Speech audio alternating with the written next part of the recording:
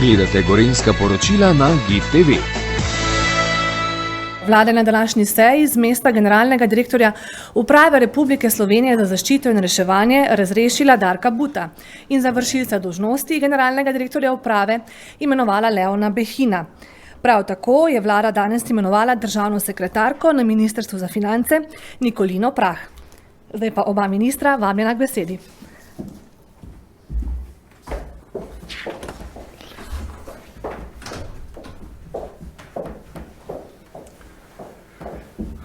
Lepo pozdravljeni. Vlada Republike Slovenije se je danes seznanila z informacijo o likvidnostih in poslovnih tveganjih družbe Geoplin.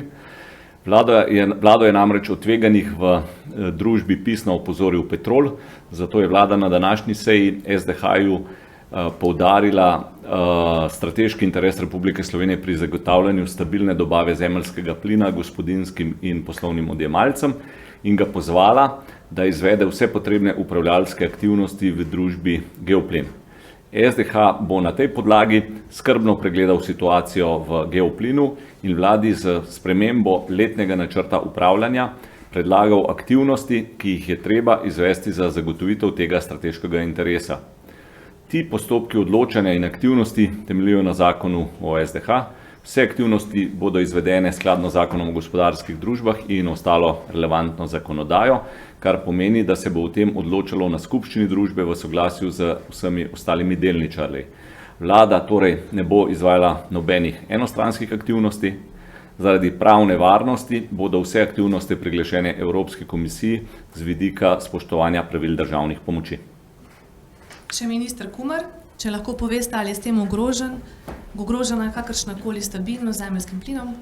Ne, ravno te aktivnosti so potrebne za to, da pripravimo vse potrebno, da bomo imeli zanesljivost na najvišjem možnem nivoju, da si razpršimo dobavne poti zemeljskega plina in da pravočasno pripravimo vse potrebne ukrepe in to jih delamo in tudi tukaj, tako da nikakor ni ogrožena zanesljivost dobave zemeljskega plina. Hvala lepa. Zdaj pa sledijo novinarska vprašanja. In sicer imamo zgolj na spletu prijavljene novinarje. Z dvigom roke se lahko priglasite k besedi, bomo malce počakali. Ali pa če kar pozovem, če ima, Andreja Lončar, 1-1 ima, prosim, da poveste, za katerega ministra ali če je za oba. Izvolite. Dobar dan, se slišimo? Te. Ok, hvala. Andreja Lončar, 1-1, mogoče za gospoda Boštjančiča. Zanima me, napovedana je bila že po eni strani nacionalizacija Geoplina in po drugi strani dokapitalizacija. To se mi zdi sta dva različna pojma in če lahko pojasnite, na kakšen način bo, ali bo ukrep, ki ga načrtujete, širši od dokapitalizacije, se pravi, boste tudi lastniško povečali svoj delež v Geoplinu in ali boste za ta delež večinskemu delničarju Petrolu pač plačali, tako kot je Uniper v Nemčiji, ki premier omenil kot zgled. Hvala. Ja, hvala za vprašanje. Kot prvo, vlada nima nobene želje nacionalizirati družbo.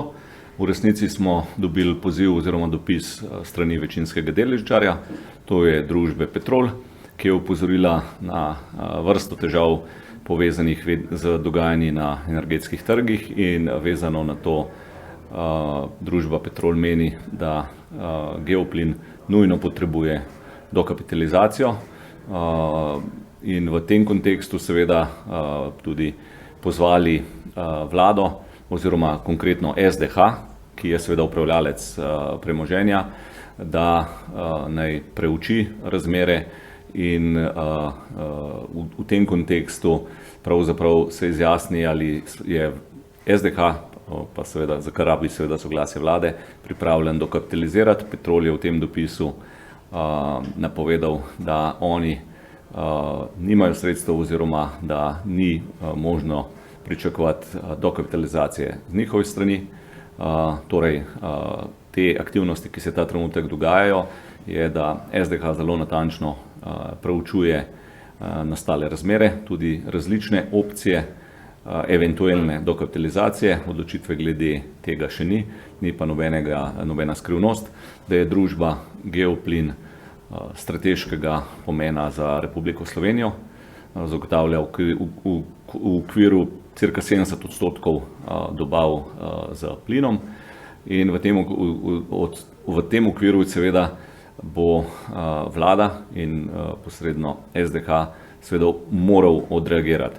Tako kot sem rekel, ne gre za nikakršno pobudo strani vlade, še manj željo, ampak pravzaprav pobudo strani večinskega delničarja. Želeli bi si, da je več časa. Mi smo bili o tem obveščeni šele nekaj dni nazaj in ta trenutek, kot povedano, potekajo zelo natančne analize stanja in kaj je tisto, ki je stališča vlade najbolj pametno narediti, in odločitev glede tega bo sprejeta v naslednjih tednih. Hvala lepa. Kaja Kobetič.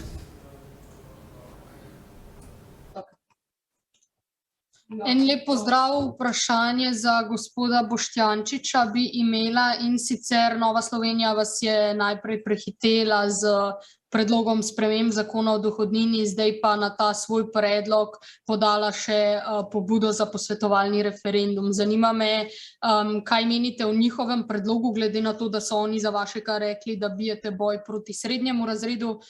Kaj menite o tem manevru z referendumom in kaj to pravzaprav pomeni za vaš predlog, ali je časovno še izvedljivo, da bi v veljavo stopil do novega leta oziroma z novim letom? Hvala. Že večkrat smo povedali, da spremembe dohodninske zakonodaje, ki jih želimo uveljaviti, bodo še vedno prinesle višje neto dohodke glede na dohodke, ki jih zaposleni dobivajo v letošnjem letu, in to pomeni višje neto dohodke vse do 5-kratnika povprečne plače. Govorimo o 10 tisoč evrih bruto. Torej večina zaposlenih bo naslednje leto imela višje neto dohodke.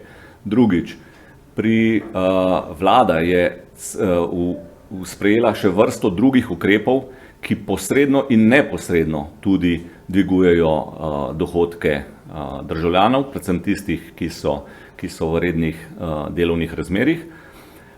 Ena od premis te vlade od vsega začetka je, da bomo delovali zelo transparentno. Tudi na tem področju sprememb dohodninske zakonodaje smo te napovedovali že pravzaprav pred volitvami, po volitvah, takoj ko smo nastopili vlado, začetku avgusta smo dali v javno obravnavo predlog sprememb. Ta obravnava je bila izjemno aktivna. Upam si trditi, kljub temu, da je bilo to poletno obdobje, da so bili tudi socialni partnerji z načinom obravnave zadovoljni in v resnici smo na koncu prišli do zelo visokega kompromisa. To, kar opozicija zdaj dela, torej mi smo tudi napovedali, da bomo vlada, da bo v nekaj dneh sprejela zakon oziroma ga poslala v parlament, in v tistem trenutku, ko je opozicija to zvedela, je pohitela za svojo verzijo zakona. To, kar se je zgodilo zdaj, je popolnoma enaka stvar. Gre samo za nagajanje vladi in poceni in demagoško nabiranje političnih točk.